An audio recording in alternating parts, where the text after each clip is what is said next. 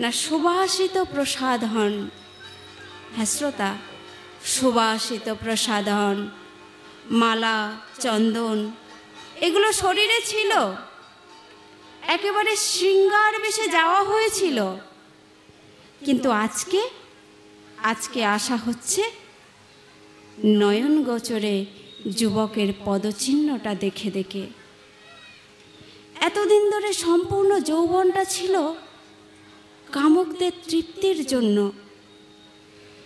যুবতীর নিজ তৃপ্তির জন্য নয়। হ্যাঁ শ্রোতা,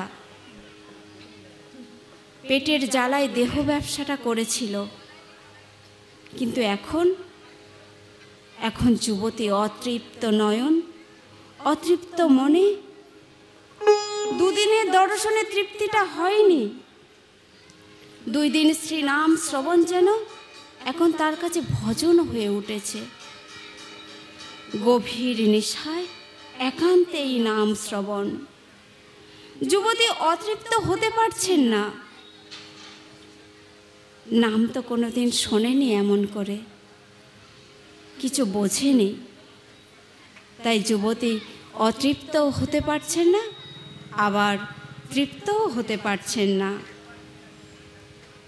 হে শ্রদ্ধালু শ্রোতা, ভজনে তৃপ্তি আসলেই জানবেন যে আপনার ভজন শেষ হলো, ভজনেরই পরমায়ু শেষ হয়ে এসেছে। ভজন বিগ্রহ নির্জীব হয়ে পড়েছেন জানবেন। যুবতীর মনে, প্রাণে, দেহে উৎকণ্ঠার এবং ব্যাকুলতার একটা সংক্রমণ হয়েছে। সংক্রমণটা কিসের? না নামের সংক্রমণ হয়েছে। যুবকের মহাশক্তিশালী বাণী, এই মহাবাণীটা কত অপূর্ব।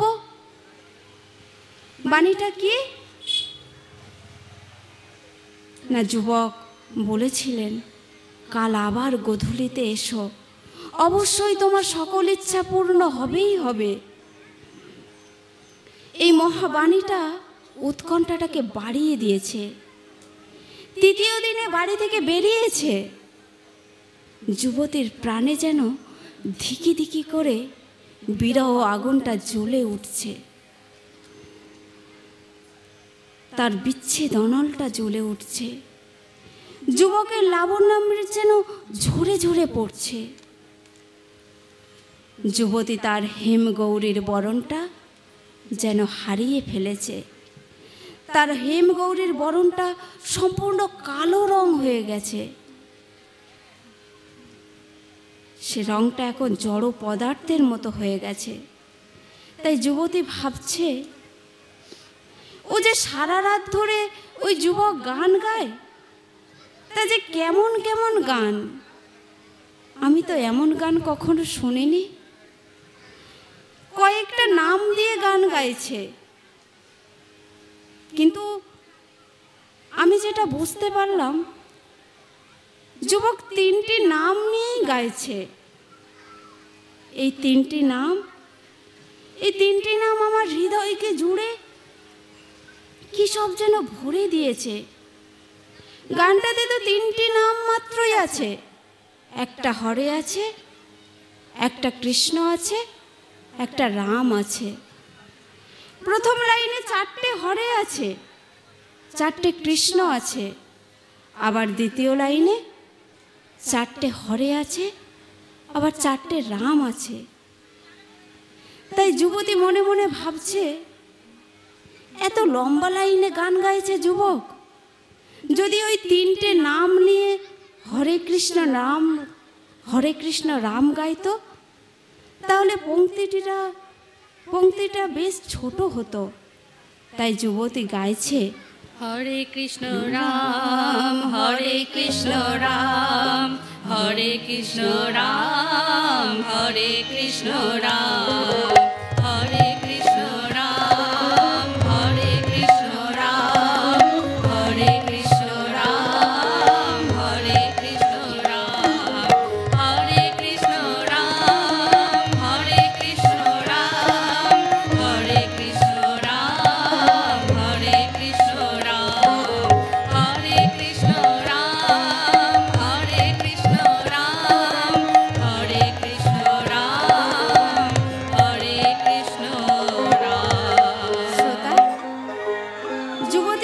ঘরে ঘুরছে, হ্যাঁ, যুবতী নিজের ঘরে ঘুরছে ফিরছে আর গাইছে, হরে কৃষ্ণ রাম হরে কৃষ্ণ রাম হরে কৃষ্ণ রাম হরে কৃষ্ণ রাম হরে কৃষ্ণ রাম হরে কৃষ্ণ রাম হরে কৃষ্ণ রাম হরে কৃষ্ণ রাম।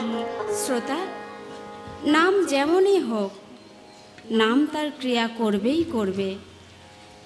শ্রীনাম তার ক্রিয়া আরম্ভ করেছে, অর্থাৎ যুবতীর নয়ন ভরা জল টলমল টলমল করছে।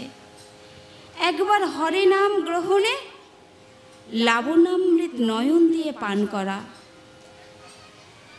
কৃষ্ণ নামে, একবার কৃষ্ণ নামে পুলকে যেন পূর্ণিত হচ্ছে, আর রাম নামে অঙ্গে যেন একেবারে স্বর্ণ সৌন্দর্য। হ্যাঁ শ্রোতা, অঙ্গে যেন স্বর্ণ সৌন্দর্যটা ঝলক মারছে। যুবতী ভাবছে, আচ্ছা তাহলে ওই অতগুলো নাম দিয়ে যদি গীত গাই, ওই গীতটা তো কত সুন্দর। আমি যদি ওই অতগুলো নাম দিয়ে গীত গাই তাহলে কি না হবে। এখন বুঝছি গীত গাইলে কি হয়। এরই ফলে লাবণ্যামৃত ঝরে। এখন বড় আফসোস, এতদিন কেন যায়নি। যুবতী জানে না যে যুবক নবাগত, কিছুদিন হলো সে এখানে এসেছে। এক একটি নাম যেন কোটি কোটি প্রাণের তুল্য। একবার হরে বলতেই লাবণামৃত লাভ হচ্ছে, একবার কৃষ্ণ বললেই পুলকে সর্ব অঙ্গ। আহা, এত আনন্দ। যুবতী তার পল্লীর কথাটা ভাবছে। পল্লীতে ধনীদের বাড়িতে গুরুদেবরা আসে, সেখানে তো এরকম নাম গাওয়া হয় না। সেখানে তো গুরুদেবরা আসলে তাদের বাড়িতে কত নাম হয়, কিন্তু যুবকের মতো এরকম নাম তো তারা গায় না। সেখানে সীতারাম সীতারাম কত কি নাম হয়। সেখানেও তো তাদের গুরুদেব বলেছিলেন, নামে গুণ আছে বই কি, তাই নাম গাইবে। একদিন যুবতী সেখানে গেছেন।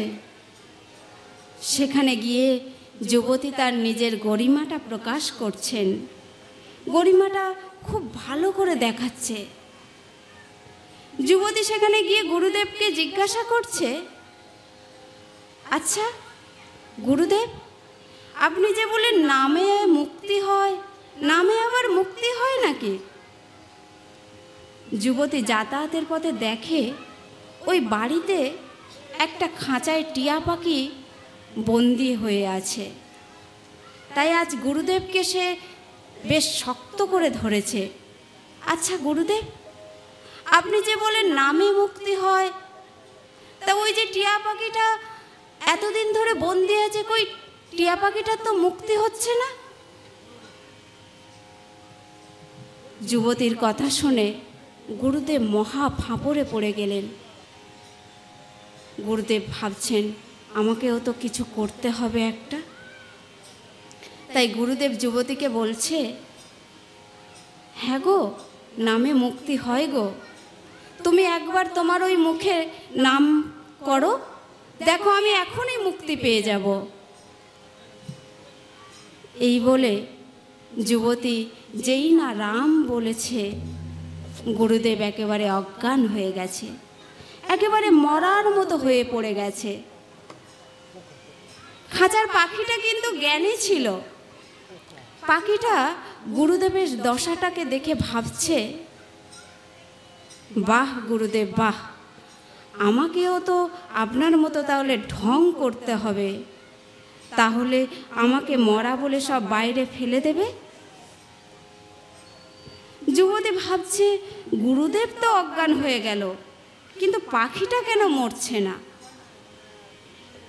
সে পাখিটার কাছে গিয়ে রাম রাম বলতে পাখিটা যেন জ্ঞান হারিয়ে ফেলেছে। পাখির প্রাণে অতি সূক্ষ্মভাবে অনুভূতি হলো রাম নামের।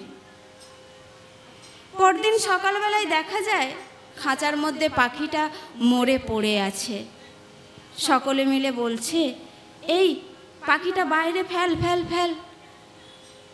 তো পাখিটা বাইরে ফেলতেই সে ফুরুত করে উড়ে গিয়ে মুক্তি পেয়ে গেল।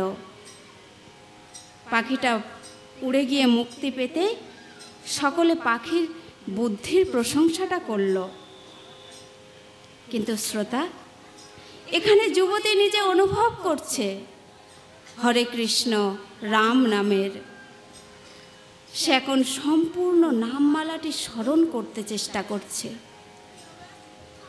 নাম গাইতে গাইতে উদ্যানে এসে হাজির হয়েছে। উদ্যানে প্রবেশ করতে যাবে, প্রবেশ করতে গিয়ে থমকে দাঁড়িয়ে গেছে।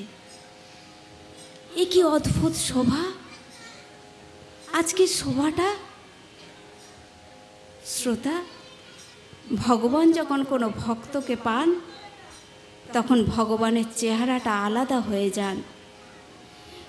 তখন ভগবানের হাতে কোনো অস্ত্র থাকে না।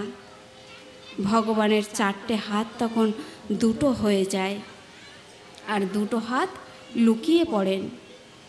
গৌরাঙ্গ মহাপ্রভু ঐশ্বর্য প্রকাশ করেছেন, তার 6টা হাত দেখিয়েছেন, 4টে হাতও দেখিয়েছেন, শুধুমাত্র ভক্তদের বিশ্বাসের জন্য।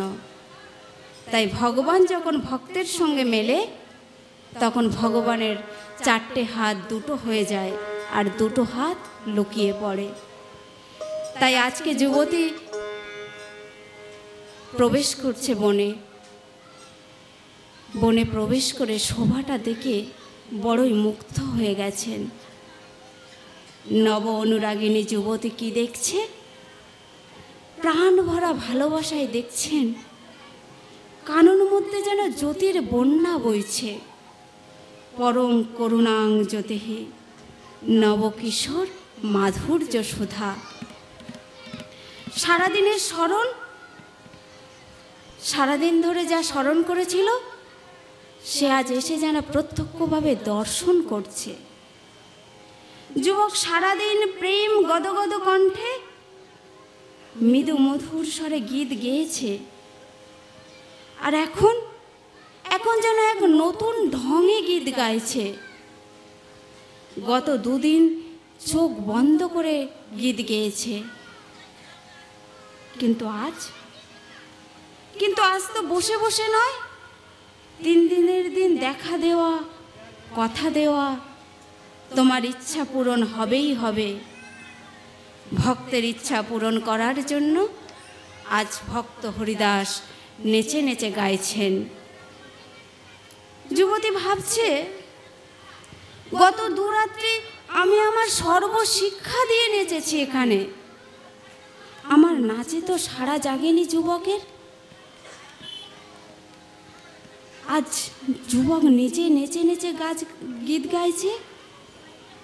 যুবকের মতো এমন নৃত্য তো আমি শিখিনি। তার ওই গীতটা এমন মনোমুগ্ধকর গীত, আমার কর্ণে যেন অমৃত ধারা সিঞ্চন করছে। আমি আগে নেচেছি, আমার চরণের নূপুর ঝনঝন কিঙ্কিনি আওয়াজ হয়েছে, আমার নূপুরটা বেজেছিল, কিন্তু আমি তো যুবকের কানে আনন্দটা দিতে পারিনি। আমার ভূষণের ধ্বনি তো তখন ব্যর্থ হয়ে গেছে। কিন্তু ওই যে খঞ্জনির ধ্বনিটা, মাত্র 2টো ছোট ছোট খঞ্জনির ধ্বনি, মাধুর্যে অপূর্ব প্রেমানন্দে একেবারে যেন রস উদ্বেলিত করে দিচ্ছে। যুবতী অনুভব করছে এই কাননে এই রস হ্রদটি কিভাবে গড়ে উঠল। এর তো নামগন্ধও শুনিনি। এই রস হ্রদে আমাকে ডুবতেই হবে, আমাকে যেন এই রস হ্রদে নিপতিত হতে ইচ্ছা করছে। মনে হচ্ছে যেন আমি এই রস হ্রদে সন্তরণ করি। রসহ্রদে ডুবে থাকতে ইচ্ছে করছে।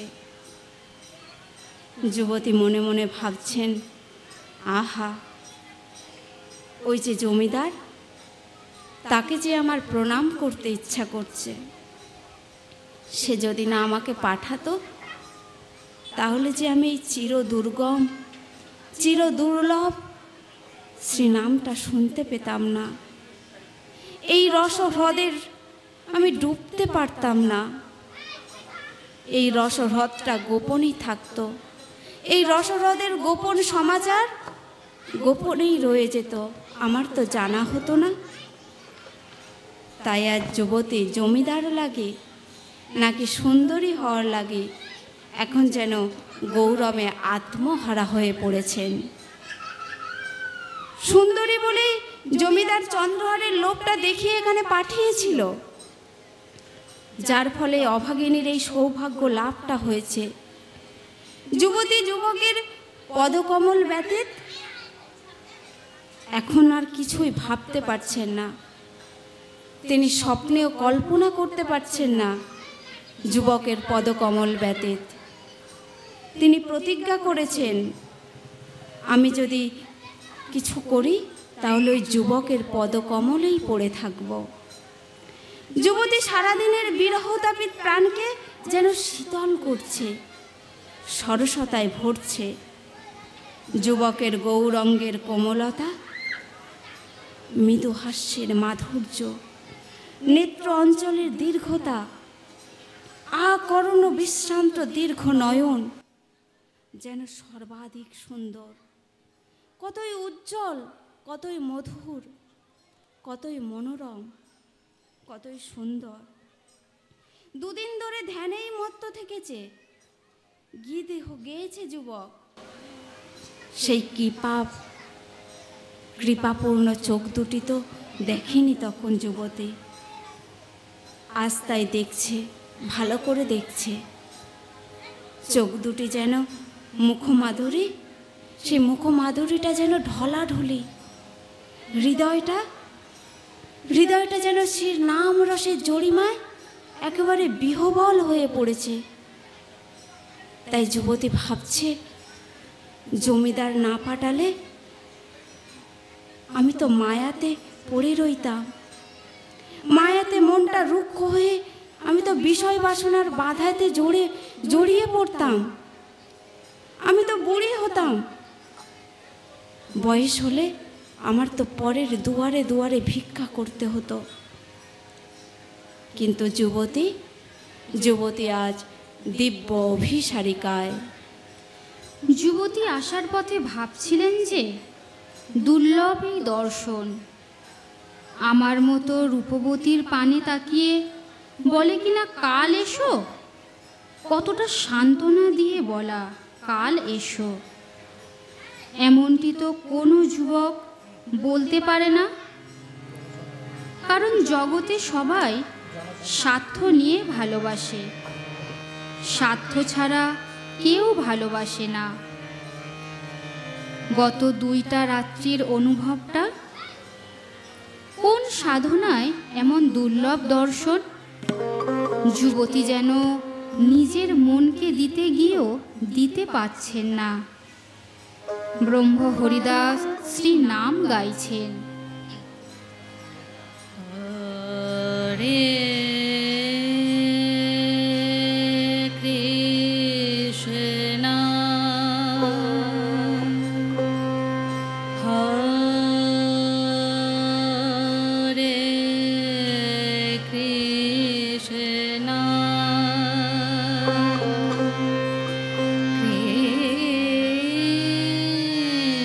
কৃষ্ণ কৃষ্ণ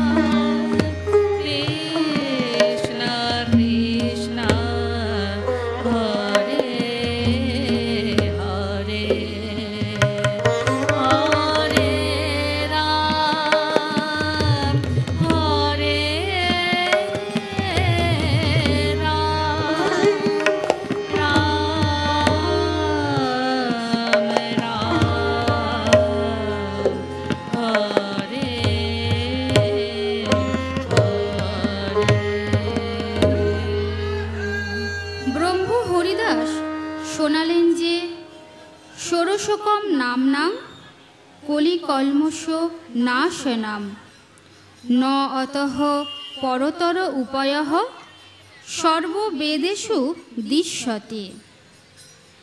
ব্রহ্মাজিও স্বীকার করলেন যে কোনো বেদে কলির উপায় অর্থাৎ কলি হতে নিষ্কৃতির উপায় বলা হয়নি।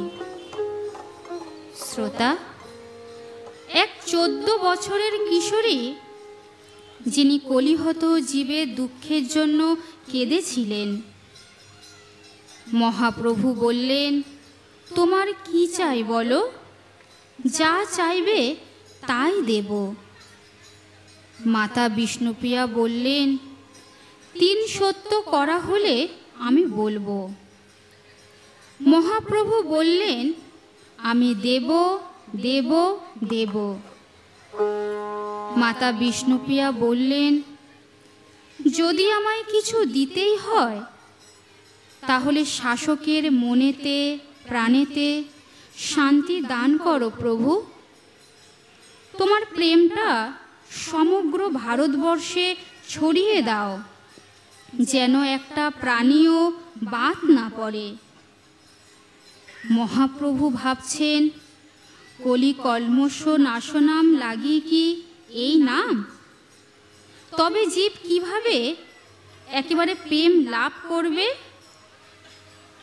যুবতীর চক্ষুতে তেজ তরঙ্গ, কর্ণেতে শব্দ তরঙ্গ এবং হৃদয়ে ভাব তরঙ্গ। কি সহজ সাধন, গোবিন্দ পেতে সাধন। 1 পত্র তুলসী আর 1 গণ্ডূষ জল আত্মদান করি প্রভু দেবেন চরণতল। হ্যাঁ শ্রোতা, 1 পত্র তুলসী আর 1 গণ্ডূষ জল আত্মদান করি প্রভু দেবেন চরণতল। একেবারে পাকা আশ্রয় চরণতল। তুলসী দল মাত্রেণ জলস্য চুলুকেন বা বিক্রিণীতে সা আত্মানাং ভক্তেভ্য ভক্তবৎসলঃ। হ্যাঁ শ্রোতা, শ্রীকৃষ্ণ এই তুলসী জল পেলে এত খুশি যে মহা চিন্তায় পড়ে যান। ভক্তের এই দান যে তাকে ঋণী করে দেয়। লক্ষ্যহীরা ভাবছে, আমার ঘরেতে হঠাৎ করে এত তুলসী জন্মালো কি করে? আগে তো এমনটা ঘটেনি। আজ যেন গোটা উঠোনটা তুলসী গাছে ভরে গেছে একেবারে। আগে তো উঠোনে কেন, আমার ঘরের বাড়ির চারপাশে তো তুলসী গাছ দেখতে পেতাম না, কিন্তু আজ গোটা ভারিটা ছেয়ে গেছে একেবারে তুলসী গাছে। আবার তুলসী পাতাগুলো বেশ বড় বড়। অনেকের বাড়িতেই তুলসী পাতা দেখেছি, কিন্তু এমনটা নয়। আর কি সুন্দর সৌগন্ধ বেরোচ্ছে। যখন থেকে এই সাধন কুটিরে এসেছি, নাম শুনেছি, তখন থেকেই তুলসী যেন নিজ হতেই প্রকট হয়েছে। তবে হ্যাঁ, আমি তো কাঁদতে পারি না, আমার নয়ন জলও ঝরে না। যদি 2 ফোঁটা নয়ন জল ওই তুলসী গাছের গোড়ায় গোড়ায় দিতে পারতাম, তাহলে কতই না ভালো হতো। কিন্তু আমি যে অভাগিনী, সারাটা জীবন শুধু দেহ সুখেই আবদ্ধ রইলাম। আমি আর নয়ন জলটা আর ঝরল না। শ্রোতা, ভক্ত হরিদাস কখনো গঙ্গা স্নান করতে যেতেন না। তিনি মনে করতেন ধনী বাড়ির দাসীরা বাড়ির সদস্যদের মতনই অনেক সম্মানীয়। মা গঙ্গা হলেন প্রভুর চরণচ্যুতা, প্রভুর দাসী। তাই গঙ্গাতে স্নান করতে গেলে যদি দাসীকে অপমান করা হয়, তাহলে তো প্রভু রেগে যাবেন। তাই তিনি মা গঙ্গায় কখনো স্নান করতেন না। দূর হতে দুহাত জোর করে তিনি প্রণাম করতেন। লক্ষ্মীরাও হরিদাসকে অনুসরণ করত। এরপর সে হরিদাসের কাছে আসে আর হাত জোর করে বলে, নয়নং বদামি ন শ্রীনমি ন চিন্তয়ামি হরেঃ নামৈব নামৈব নামৈব মম জীবন। এই বলে সে হরিদাসের চরণে প্রণাম করল। এরপরে বাড়ি ফিরে এক মনে লক্ষ্মীরা গাইছে,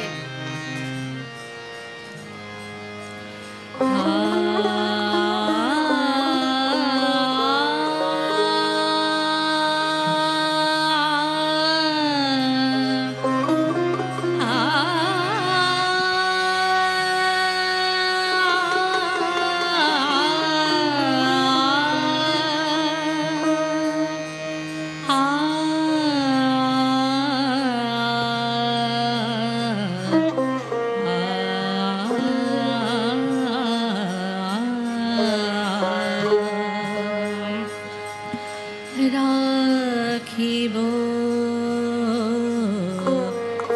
যত